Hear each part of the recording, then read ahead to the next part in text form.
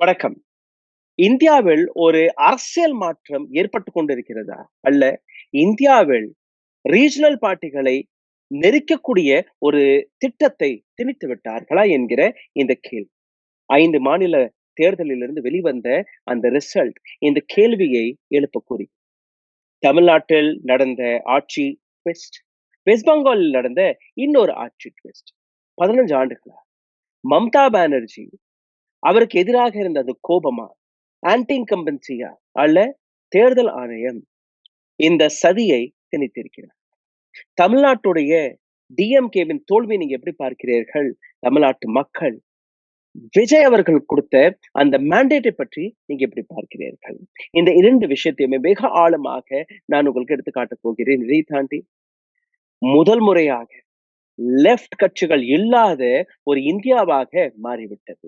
இதற்கான அர்த்தம் என்ன? ஒரிசாவில், வெஸ்ட் பெங்காலில், இப்போ கேரளாவில் இருந்து கூட லெஃப்ட் கட்சிகளுடைய அந்த அடையாளத்தை அழித்து விட்டார்கள். இந்த வீடியோவில் உங்களை இன்னும் ஆழமாக கூட்டிச்செல்வதற்கு முன்பு ஒரு சிறிய கோரிக்கை. உங்களுடைய சேனலை தொடர்ந்து முடக்கக்கூடிய வேலையை பார்த்து வருகிறார்கள். இதிலிருந்து மீட்டெடுப்பதற்காக உங்களுடைய உதவி தேவைப்படுகிறது. நீங்க செய்ய வேண்டிய சாதாரணமான விஷயங்கள் லைக், ஷேர், சப்ஸ்கிரைப் பட்டனை தட்டுங்கள். இந்த வீடியோவை பகிர்வதற்காக உங்களுடைய கருத்துக்களை, கேள்விகளை கீழே கமெண்ட் பாக்ஸில் எழுதுவார்கள். இதை தாண்டி பொருளாதார ரீதியாக இல்லை சப்போர்ட் செய்ய நினைக்கக்கூடிய நபர்கள் அருகில் இருக்கக்கூடிய QR கோடை பயன்படுத்தி உங்களால் முடிந்த உதவியை தெரிவிக்கலாம். உடல் வலிமையை உறுதி செய்யும் சிலாஜித், கவனத்தை மேம்படுத்தும் அஸ்வகந்தா மற்றும் உயிர் சக்தியை பெருக செய்யும் சஃபேடு முஸ்லி போன்ற இமயமலையின் உணவுப் பொருட்களை கொண்டு வந்து மிஸ்டர் பர்ஃபெக்ட் உருவாக்கப்பட்டுள்ளது. உங்கள் முழு குடும்பத்தின் ஆரோக்கியத்தை மா நேச்சுரல்ஸ் மூலம் உறுதி செய்திருங்கள். 100% இயற்கையான மூலிகை பொருட்கள் மூலம் உருவாக்கப்பட்ட மிஸ்டர் பர்ஃபெக்ட் மற்றும் மிஸ் பர்ஃபெக்ட் தலைமுறையாக குடும்பங்களின் உடல் வலிமை, மன வலிமை மற்றும் மகிழ்ச்சியை பெருக செய்கிறது. உங்கள் மகிழ்ச்சியான பயணத்தை துவங்க www.mannaturals.com என்ற இணையதளத்தை பார்வையிடவும் அல்லது வாட்ஸ்அப் எண்ணிலும் தொடர்பு கொள்ளலாம்.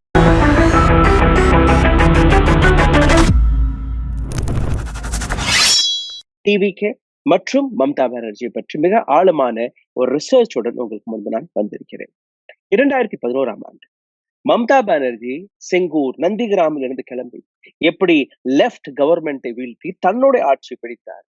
எந்த அளவில் மம்தா பானர்ஜியுடைய டிஎம்சி பெங்காலில் தனக்கான ஒரு மிகப்பெரிய கோட்டையை அமைத்தார்களோ அதே அளவில் ஏடிஎம்கே, டிஎம்கேவின் இந்த டியூபோலியை எந்த அளவில் ஒரு கட்சி உடைத்திருக்கிறதோ டிவிகே.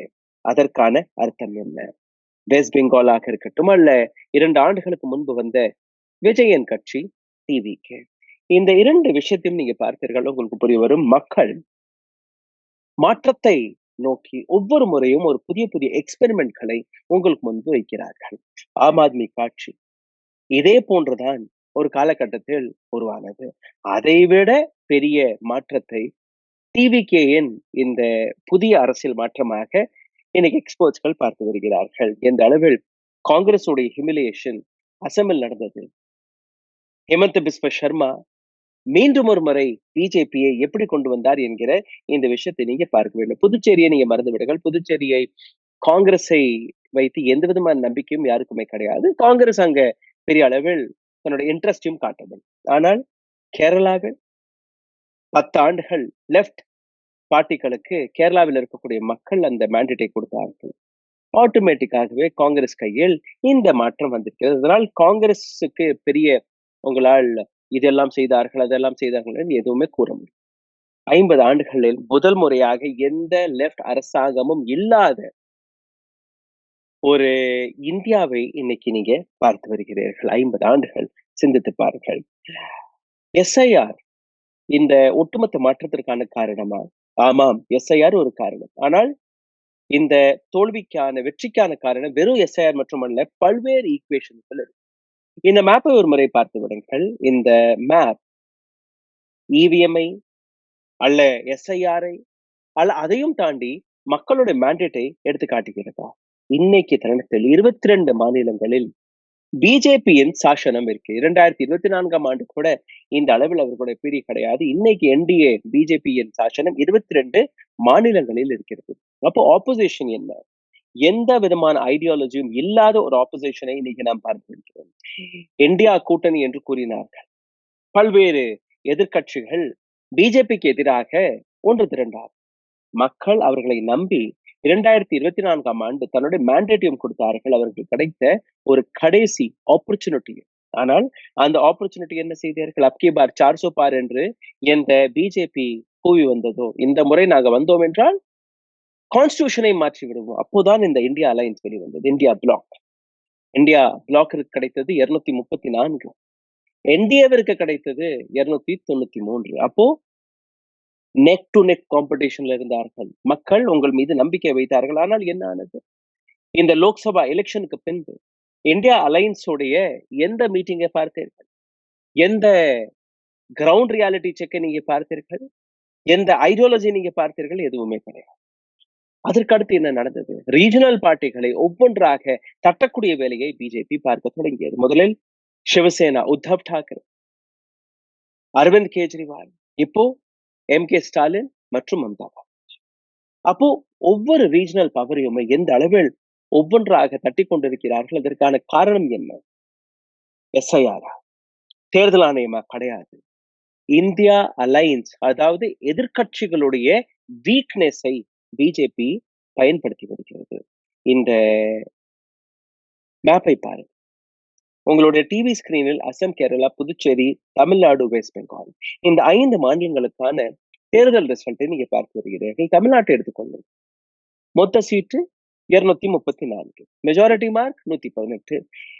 தமிழக வெற்றி கழகம் விஜய் அவர்கள் கிடைத்தது 108, சிங்கிள் லார்ஜஸ்ட் பார்ட்டி. டிஎம்கே அவர்களுக்கு எவ்வளவு? 73. அனைத்து சீட்டுகளுமே, அனைத்து கட்சிகளுமே சேர்த்து. தனியாக டிஎம்கேவுக்கு வெறும் 59. காங்கிரஸிற்கு 5, விசிகே, சிபிஐ, ஐயுஎம்எல் இவர்கள்லாம் சேர்த்தால் நீங்க 73 வந்திருக்கிறீர்கள். தனிச்சையாக விஜயன் கட்சி 108 சீட்டுகள். இதுவும் எஸ்ஐஆர் தானா? கிடையாது. டிஎம்சி 184 இடங்களை 2011ஆம் ஆண்டு பிடித்தது. 2016ஆம் ஆண்டு 211 சீட்டுகள், 2021ஆம் ஆண்டு 215 சீட்டுகள். இந்த முறை 90 சீட்டுகளை கூட டிஎம்சியால் தொடக்கூட முடியவில்லை. இந்த மெஜாரிட்டி நீங்க பார்த்தீர்கள்னா பிஜேபி 45% ஓட் ஷேருடன் பெங்காலை வெற்றி பெற்றிருக்கிறது. அதாவது ஹிந்து ஓட்டுகள் என்கிற பெயர்ல பிஜேபி இன்றைய நிலையில் குஜராத்தில் கிடைக்கக்கூடிய மேண்டேட்டை விட இன்னைக்கு வெஸ்ட் பெங்காலில் பெற்றிருக்கிறது.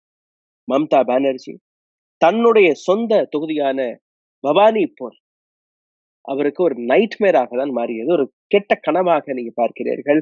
சுவேந்து அதிகாரி இதே மம்தா பானர்ஜி கட்சியிலிருந்து வெளியே போய் பிஜேபியில் சேர்ந்து இன்னைக்கு மம்தா பானர்ஜியை போன முறை தோற்கடித்தார். இந்த முறையும் மம்தா பானர்ஜி தோற்கடித்தார். அந்த ஓட்டு வித்தியாசம் பெருசாக இல்லை என்று நீங்க எல்லாம் பார்க்க வேண்டாம். இது ஒரு embarrassment. 3-time chief minister and she lost. The same thing goes with K Stalin. I will come to that equation in some time. ஆனால் இந்த இடத்துல நீங்க பார்த்தீர்கள்னா கவுண்டிங் தினத்தன்று வெஸ்ட் பெங்கால் பார்த்த அந்த அத்துமீறல்கள் எந்த அளவில் டிஎம்சியின் குண்டர்கள் தேர்தல் முடிந்த உடனே அங்க அராஜகத்தில் இறங்குவார்களோ அதே போன்று பிஜேபி குண்டர்கள் இன்னைக்கு அதே போன்ற அராஜகத்தை செய்து வருகிறார்கள். எந்த விதமான கண்ட்ரோலும் கிடையாது. ஆன்சல்சோலுடைய இன்ஜினியரிங் காலேஜ் அங்க இருந்து வெளிவந்த காட்சிகள், தின்ஹாட்டால இருந்து வெளிவந்த காட்சிகள், பேக்போர்ல இருந்து வெளிவந்த காட்சிகள், கவுண்டிங் தினத்திலிருந்து இந்த அனைத்து காட்சிகளும் நாம் பார்த்து வருகிறோம். ஆனால் எந்த ட்ரெடிஷனை வெஸ்ட் பெங்கால் பார்த்து வந்ததோ, அதாவது தேர்தல் நடந்து முடிந்த உடனே அங்க ஒரு கலவரம், அதே போன்ற கலவரத்தை இன்னைக்கும் நாம் பார்த்து வருகிறோம். டிஎம்சி, மம்தா பானர்ஜி இதற்கு முன்பு அவர்களுக்கு எதிராக இந்த அலிகேஷன்ஸ் வருமோ அதே அலிகேஷன்ஸை இன்னைக்கு மம்தா பானர்ஜி எடுத்து வைக்கிறார். இது மட்டுமல்ல, மம்தா பானர்ஜி கூறிய விஷயம் 70-100 சீட்டுகளுக்கான முடிவுகளையே தேர்தல் ஆணையம் வெளிவிடவில்லை, தாமதமாக வெளிவிட்டுக் கொண்டிருக்கிறார்கள். அப்ப இதற்கு பின்னாடி சதி இருக்கிறது என்று அவர் கூறுகிறார். அல்ல, 15 ஆண்டுகளாக மம்தா பானர்ஜிக்கு எதிராக எந்த அளவில் எதிர்ப்புகள் இருந்ததோ, ஸ்கேம் மேல ஸ்கேம், அதுக்கப்புறம் ஆர்ஜிகர் காலேஜோட இஷ்யூ வந்தது, அது ஒரு மிகப்பெரிய விஷயம். இந்த அனைத்தையுமே பிஜேபி தனக்கு சாதகமாக மாற்றியதில் ஒரு மிகப்பெரிய சாணக்கியத்தனத்தை எடுத்து காட்டியிருக்கிறது. ஆர்ஜிகர் மெடிக்கல் காலேஜ் அந்த ரேப் விக்டிம் உடைய தாயாரையே பிஜேபி ஒரு கேண்டிடேட்டாக அறிவித்தது. அதாவது they try to cash in every possible bit from the election. இரண்டாவது மிகப்பெரிய ரீசன் டிஎம்சிக்கு எதிராக வெளிவந்த பல்வேறு எதிர்ப்புகள் அனைத்துமே பிஜேபியின் மெக்கானிசம், பிஜேபியின் மிஷினரி எப்படி வேலை பார்த்தது. பூபேந்திர யாதவ் 6 மாதங்களுக்கு முன்பே பூத் லெவல் ஆபீசர்கள் அவர்களுக்கு ரிட்டன் எக்ஸாமினேஷனே வைத்தார். எந்த கட்சியுமே இதுவரை செய்யவில்லை. சுவேந்த அதிகாரி ரூரல் பெங்கால் கிராமப்புறங்கள், சமிக் பட்டாச்சாரியா அர்பன் ஓட்டர்களை கவருவதற்காக அவர்களுக்கு பொறுப்பு கொடுக்கப்பட்டது. பிஜேபியை பொறுத்தவரையில் பார்ட்டி வித் டிஃபரன்ஸ் என்று சாதாரணமாக கூற மாட்டார்கள். அதாவது எந்த இடத்திற்கு எந்த விதமான ஆட்கள் தேவையோ அதே போன்ற ஆட்களை, அதே போன்ற வேலைகளை இவர்கள் பார்த்து வருவார்கள். உதாரணத்திற்கு நீங்க பார்த்தீர்கள்னா, எந்த பிஜேபியினர்கள் வட இந்தியாவில் போய் மாமிசத்துக்கு எதிராக பிரச்சாரம் செய்வார்களோ அதே பிஜேபி சார்ந்த நபர்கள் வெஸ்ட் பெங்காலுக்கு போய் மாமிசத்தை சாப்பிட்டும் ஒரு பிரச்சாரத்தை நடத்தினார்கள். உள்ள டிவி ஸ்கிரீனில் நீங்க பார்த்து வந்தீர்கள். இது மட்டுமல்ல, ரிட்டையர்டான திலீப் கோஷ் அவர்களையும் பிஜேபி களத்தில் இறக்கிவிட்டது. ஒவ்வொரு இடத்திலும் நீங்க பார்த்தீர்கள்னா எலெக்ஷன் கமிஷன் ஆஃப் இந்தியா மீதும் பல்வேறு அலிகேஷன், முக்கியமாக எஸ்ஐஆரை 91 லட்சம் வாக்காளர்கள் வெஸ்ட் பெங்கால்ல இருந்து, 97 லட்சம் வாக்காளர்கள் தமிழ்நாட்டில், 12% எலக்ட்ரேட், அதாவது இந்த ஒட்டுமொத்த தேர்தல் இருந்து கிட்டத்தட்ட 12ல இருந்து 15% ஓட்டர்ஸ்களுடைய பெயர் நீக்கப்பட்டது. 27 லட்சம் வாக்காளர்களுடைய பெயர் டெலிஷன் பட்டியல் இருந்தா கூட அங்க இருக்கக்கூடிய மக்கள் இதோ எங்களுடைய ஐடென்டிபிகேஷன் இருக்கு, இதோ எங்களுடைய ஆதாரங்கள் இருக்கு, ஆனால் எதையுமே யாருமே காது கொடுத்து கேட்கக்கூடாது. டிஎம்சியோட அலிகேஷன் என்ன? இந்த டெலீட் செய்யப்பட்ட அனைத்து நபர்களுமே இஸ்லாமியர், எங்களுடைய வாக்காளர்கள். என்னுடைய கையில் இன்னொரு டேட்டா இருக்கு, உங்களுடைய டிவி ஸ்கிரீன்ல அந்த டேட்டாவை நான் போட்டு காட்டுகிறேன். தயவு செய்து இந்த டேட்டாவை ஒரு முறை பாருங்கள். கொளத்தூர் தொகுதி, எம்.கே. ஸ்டாலின் தொகுதி, எஸ்ஐஆருக்கு பின்பு 1,02,000 வாக்காளர்களுடைய பெயரை நீக்கினார்கள். வின்னிங் அண்ட் லூஸ் அந்த நம்பர் எவ்வளோ? 8,795. மம்தா பானர்ஜி அவருடைய தொகுதி பவானிபூர்ல இருந்து 51,000 வாக்காளர்களுடைய பெயர் நீக்கப்பட்டது. வெற்றி தோல்விக்கான நம்பர் 15,000. புதுதில்லி அரவிந்த் கெஜ்ரிவால் அவருடைய தொகுதியிலிருந்து 38,000 வாக்காளர்களுடைய பெயரை நீக்கினார்கள். வெற்றி தோல்வி எவ்வளவு? வெறும் 4,000 ஓட்டு வித்தியாசம். அப்போ இது எல்லாமே கோயின்சிடென்ஸா அல்ல ஒரு பேட்டர்னா? இந்த பேட்டர்னை நீங்க புரிந்து கொள்ள வேண்டும். இந்த பேட்டர்னுக்கு பின்னாடி இருக்கக்கூடிய அந்த சதி வேலையும் நீங்க புரிந்து கொள்ள வேண்டும். அதாவது ரீஜனல் பார்ட்டிஸ், மாநில கட்சிகளை எப்படியாவது முடக்க வேண்டும் என்கிற இந்த சதி. இன்னொரு மேப்பை நான் உங்களுக்கு எடுத்து காட்டுகிறேன். டிஎம்சி மற்றும் பிஜேபிக்கு இடையே இருக்கக்கூடிய அந்த vote share percentage difference. 46% BJP என்றால் 41% ஓட் ஷேரில் இன்னைக்கும் டிஎம்சி தான் இருக்கு. அப்போ வெறும் 4% வித்தியாசம். அப்போ இந்த ஒட்டுமொத்த தேர்தலில் வெஸ்ட் பெங்காலை பொறுத்தவரையில் ஒரு 50-100 சீட்டுகள். இந்த 50-100 சீட்டுகளில் வெறும் 1000 ஓட்டுல இருந்து ஒரு 10,000 ஓட்டு வித்தியாசத்தில் எங்கெல்லாம் வெற்றி தோல்வி நடந்ததோ அங்க மறுபடியும் தேர்தலை அறிவிக்குமா தேர்தல் ஆணையம் அல்ல சுப்ரீம் கோர்ட்? ஏன்னா சுப்ரீம் கோர்ட் தொடர்ந்து கூறிய விஷயம் அதுதான், எஸ்ஐஆர் வழியாக ஒரு துளி தவறு எங்களுக்கு தெரிந்தால் கூட நாங்க கடுமையான ஆக்ஷன் எடுப்போம் என்று. அப்போ இந்த கடுமையான ஆக்ஷனை எதற்காக இருக்கவில்லை? இன்னைக்கு காலகட்டத்தில் ஒரிசா, பீகார், பெங்கால் அனைத்துமே பிஜேபி கையில் எப்படி போனது? வெஸ்ட் பெங்காலுடைய வெற்றி பிஜேபிக்கு ஒரு மிகப்பெரிய ஆப்பர்ச்சுனிட்டி. இதை வைத்தே 2029ஆம் ஆண்டை அவர்கள் எப்படி கையாள போறார்கள் நீங்க பார்த்து வருகிறீர்கள். ஆனால் தமிழ்நாட்டுடைய வெற்றி எப்படி நீங்க பார்ப்பீங்க? ஒரு பக்கம் டிஎம்கே, இன்னொரு பக்கம் ஏஐடிஎம்கே. கடந்த எத்தனையோ ஆண்டுகளாக இந்த 2 கட்சிகளுமே தமிழ்நாட்டு அரசியலில் ஒரு ராஜா, ஒரு கிங் போன்று, 2மே திராவிட கட்சிகள். ஆனால் வெறும் 2 ஆண்டுகளுக்கு முன்பு வெளிவந்த ஒரு கட்சி டிவிகேவுக்கு எப்படி இந்த மேண்டேட் போனது என்கிற அந்த விஷயத்தை நீங்க பார்த்தீர்கள்னா, போன தேர்தலும் போது 2021ஆம் ஆண்டு தேர்தலும் போது சென்னையில இருக்கக்கூடிய 16 தொகுதிகள் அனைத்தையுமே ஸ்வீப் செய்தது டிஎம்கே. அதாவது டிஎம்கே உடைய கோட்டை என்று நீங்க பார்ப்பீர்கள். அர்பன் கோட்டை எது? இந்த முறை சீஃப் மினிஸ்டர் ஸ்டாலினை தன்னுடைய தொகுதியை தக்க வைக்க முடியவில்லை. இந்த பட்டியலை பாருங்கள். டிவிக்கு 108, டிஎம்கே வெறும் 59. பாதி பாதிதான் அவர்கள் எடுத்திருக்கிறார்கள். இதற்கு பின்னாடி இருக்கக்கூடிய காரணம் வெறும் 2 ஆண்டுகளுக்கு முன்பு வெளிவந்த ஒரு அரசியல் கட்சி. ஜோசப் விஜய் ஒரு நடிகர் கொண்டு வந்த இந்த அரசியல் கட்சி. எப்படி அவருக்கு முன்னாடி நீங்க தோற்கீர்கள்? 22 ஜூன் 1974ஆம் ஆண்டு பிறந்த ஜோசப் விஜய் 84ல் தன்னுடைய சினிமா கரியரை தொடங்கி 92ல இருந்து மெயின் ஸ்ட்ரீம் ஹீரோவாக வேலை பார்க்க தொடங்கிறார். 60க்கும் மேற்பட்ட படங்களை நடிச்சிருக்கிறார். இன்னைக்கு தேதியில தமிழக சினிமா இண்டஸ்ட்ரியில் ஒரு மிகப்பெரிய பீஸை வாங்கி நடிக்கக்கூடிய ஒரு நடிகர். 2024ஆம் ஆண்டு தன்னுடைய சினிமா ரிட்டையர்மெண்ட்டையும் அறிவிக்கிறார். அதற்கு பின்பு தன்னுடைய கட்சியை தொடங்குகிறார். அன்னைக்கு பல நபர்கள் விஜயை பார்த்து கைத்தட்டி சிரித்தார்கள், இழிவாக பேசினார்கள். விஜய் 234 சீட்களிலும் நான் தனிச்சையாக நிக்க போறேன் என்று கூறிய போது அவரை அலக்களித்தார்கள். தற்கொலை என்றும் பல்வேறு நபர்கள் அவரை பேசத் தொடங்கினார்கள். ஆனால் நடந்தது என்ன?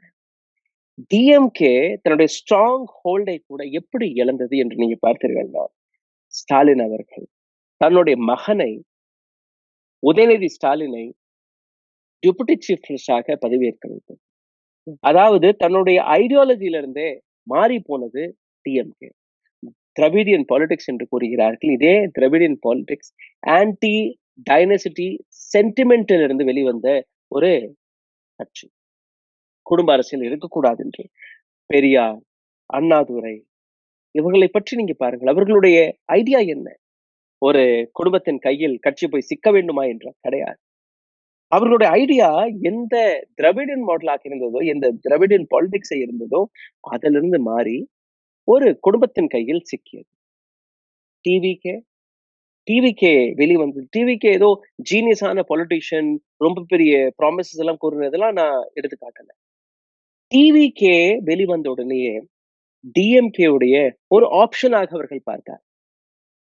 தனி ஆப்ஷனாக அவர் பார்த்தார்கள்.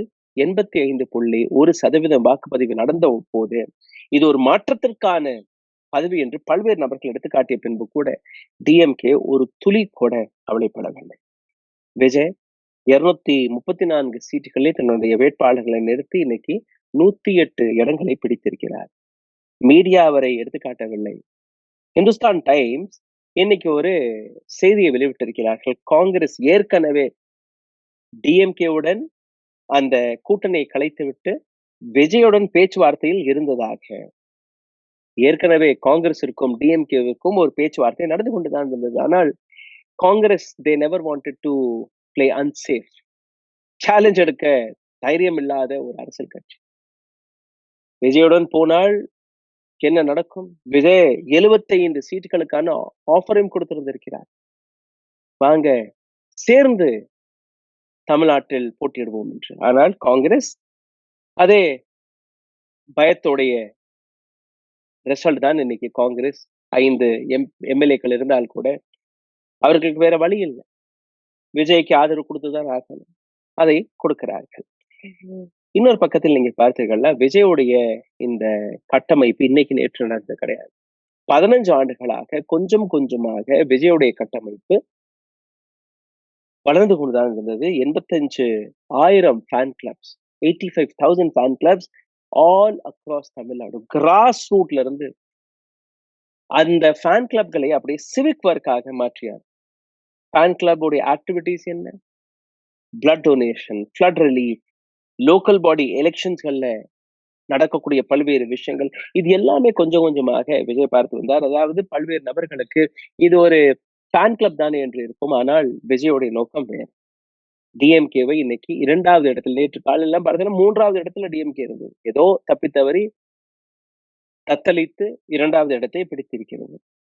விஜயுடைய முகத்தை ஒரு கிரெடிபிள் ஃபேஸாக மக்கள் பார்த்தார்கள். அதனால்தான் அவருக்கு இந்த ஓட்டு கிடைத்திருக்கிறது. இன்னொரு பக்கம் ஹேமந்த் பிஸ்வ சர்மா அசம்ல காங்கிரஸால் 20 சீட்டுகளை கூட பிடிக்க முடியவில்லை. அப்போ எதிர்க்கட்சிகள் என்ன செய்து வந்தார்கள்? நாங்க பிஜேபி எதிர்க்கிறோம். பிஜேபி எதிர்ப்பது மற்றும் அரசியல் கிடையாது. இது மற்றும் இந்த நாட்டுக்கு செய்யக்கூடிய சேவை கிடையாது. பிஜேபியோட ஐடியாலஜிக்கும் எனக்கும் மாற்று கருத்துக்கள் இருக்கு. ஆனால் வெறும் பிஜேபியை எதிர்த்ததால் நாட்டிற்கு நலன் வந்து விடுமா? உங்களுடைய ஐடியாலஜி எங்க? உங்களுடைய விஷயங்கள் எங்க என்று நீங்க பார்த்தீர்கள்? எதுவுமே தெரியவில்லை. அதனால்தான் அசாம்ல வெறும் 20 சீட்டுகளுக்கு காங்கிரஸ். கேரளாவை எடுத்துக்கொள்ளுங்கள். கேரளாவில் யுடிஎஃப் காங்கிரஸ் சப்போர்ட்ல இருக்கக்கூடிய ஒரு அமைப்பு 97 இடங்களை பிடித்து ஒரு மிகப்பெரிய மெகா வெற்றியை பிடித்திருக்கிறார். ஆனால் இது காங்கிரஸ் உடைய உழைப்பு கிடையாது.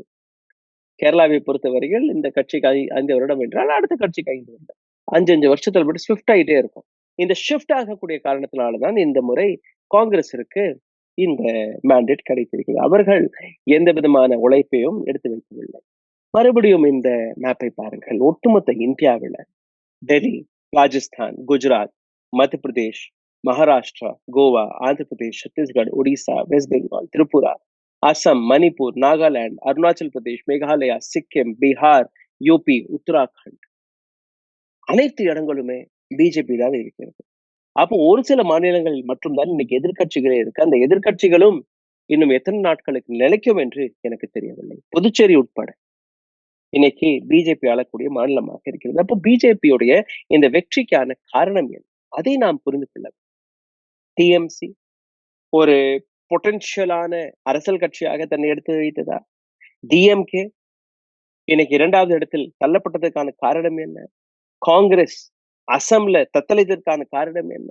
இது ஒரு சில அரசியல் கட்சிகள் மட்டும் கிடையாது. Aam Aadmi party, Shiv Sena, Uddhav Thackeray, NCP, Sharad Pawar, RJD, Lalu Prasad Yadav, Samajwadi party, Akhilesh Yadav, Mayawati, இது போன்ற அனைத்து ரீஜனல் பார்ட்டிகளுமே இப்ப டிஎம்கே, ஏடிஎம்கே, டிஎம்சி, இது போன்ற அனைத்து ரீஜனல் பார்ட்டிகளுமே இன்னைக்கு ஒவ்வொன்றாக அளிக்கப்பட்டிருக்கிறது. இதற்கான காரணம் எதிர்க்கட்சிகள்.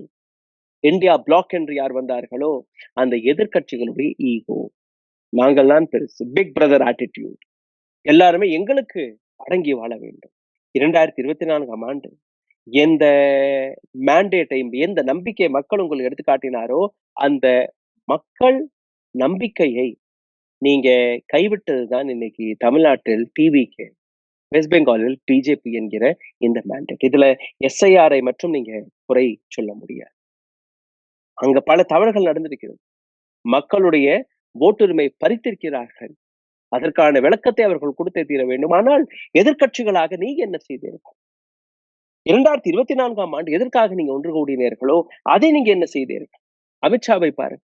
தேர்தல் பிரச்சாரங்களை பார்ட் டைமாக அவர் செய்வதல்ல, முழு நேர பணியாக செய்து கொண்டிருக்கிறார். அதாவது ஹேமந்த பிஸ்வ சர்மாவை பாருங்க. அவருக்கு எதிராக எத்தனையோ அலிகேஷன் இருக்கிறது. வாயை திறந்தாலே ஹிந்து முஸ்லிம் என்கிறதை தாண்டி அவர் எதுவும் பேசினதில்லை. ஆனால் கூட அந்த விஷயங்களை உங்களால் மாற்ற முடியவில்லை. இது ஒரு நான் ரிவர்சிபிள் மாற்றமாக மாறிவிட்டது. எந்தெந்த இடத்தில் பிஜேபி போய் கால்களை பதித்ததோ அந்த இடங்களில் எந்த விதமான மாற்றத்தையும் இதற்கு மேல் நீங்க பார்க்க முடியாது. இன்னைக்கு மம்தா பானர்ஜி தூக்கி அந்த இடத்துல பிஜேபி உட்கார்ந்துருச்சு. நாளைக்கு மம்தா பானர்ஜி மறுபடியும் வருவாரா என்று நீங்க நம்புகிறீர்களா? சிவசேனா என்ன ஆனது? என்சிபி என்ன ஆனது? ஆம் ஆத்மி கட்சி இன்னைக்கு எங்க நிக்கிறது? தமிழ்நாட்டில் பிஜேபி வரவில்லை என்று நீங்க நம்பலாம், நம்பிக்கொண்டே இருங்கள். திராவிட கட்சிகள் இருக்கும் வரை பிஜேபியால் தன்னுடைய காலை பதிக்க முடியவில்லை. ஆனால் இதற்கு மேல் 41 நபர்கள் உயிரிழந்தவுடன் விஜய் அவர்களால் அந்த சிச்சுவேஷனை சமாளிக்க கூட முடியவில்லை. இதே போன்ற சிச்சுவேஷன் மறுபடியும் வந்தால் இதைவிட ஒரு பெரிய இஷ்யூல விஜயை சார்ந்த நபர்கள் சிக்கினால் ஏஜென்சிகளை சமாளித்து விடுவாரா? இந்த கேள்வி இருக்கு. ஆனால் நம்ப வேண்டும். ஒரு புதிய வாய்ப்பு, ஒரு புதிய நடிகர் என்று நீங்க பார்க்காதீர்கள். ஒரு புதிய தலைவருக்கு மக்கள் கொடுத்த அந்த மேண்டேட் நிச்சயமாக விஜயாலையும் ஒரு மிகப்பெரிய மாற்றங்களை கொண்டு வர முடியும் என்கிற அந்த நம்பிக்கை மக்கள் வைத்திருக்கிறார். ஆகையால் விஜய் அவர்கள் கிடைத்த இந்த வாய்ப்பை நாம் அனைவருமே பாராட்டி, அவருக்கு ஒரு வாய்ப்பு, மக்கள் கொடுத்த அந்த வாய்ப்பை நாம் அனைவருமே ஏற்றுக்கொண்டு அவருக்கு கிடைத்த இந்த வாய்ப்பை சப்போர்ட் செய்து தமிழ்நாட்டை இன்னும் நல்ல பாதைக்கு, இன்னும் நல்ல வழியில் எடுத்துச் செல்வதற்கான ஒரு சப்போர்ட் சிஸ்டத்தை நாம் உருவாக்க வேண்டும் என்கிற அந்த விஷயத்தை நான் நம்புகிறேன். நிச்சயமாக I will criticise, but I will be in support of any government in good faith. ஆனால் எந்த அரசியல் கட்சிக்கும் நாங்க பேச மாட்டோம். மக்களுடைய பிரச்சனைகளை, மக்களுடைய குரலை நாங்க தொடர்ந்து எழுப்பிக் கொண்டே இருப்போம். இதுதான் ரூஸ்டர் நியூஸுடைய ஒற்றை செய்தி, ஒற்றை ஐடியாலஜி.